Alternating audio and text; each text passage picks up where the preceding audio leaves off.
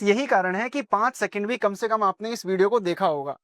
ये है महर्षि पतंजलि जी द्वारा कहे गए पंचक्लेश, जो कि हमारे पूरे जीवन के सभी दुखों का कारण है।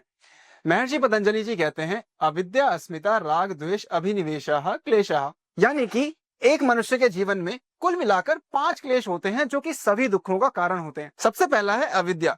इसका मतलब ओपोजिट नॉलेज या फिर सही का ज्ञान ना होना, सत्य का पता नहीं होना।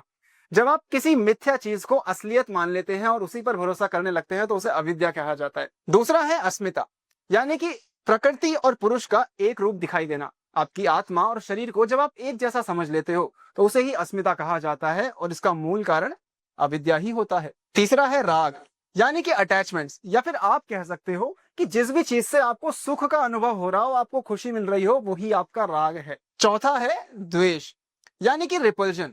जो भी चीज आपको दुख दे या आपको कष्ट दे, आपको पसंद ना आए, वो आपका द्वेष है। पांचवा होता है अभिनिवेश, यानी कि फियर ऑफ डेथ।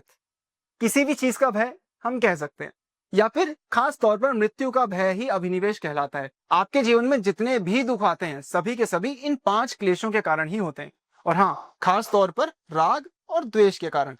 और ये राग द्वेष भी कोई अपने आप ही उत्पन्न नहीं हो जाते, इनका असली कारण है अविद्या, यानी कि जो पहला क्लेश है।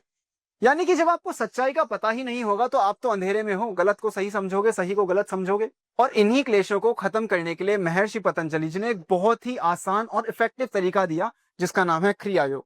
इसके बारे में बताएंगे अगली वीडियो में। तब तक के लिए हरिओम।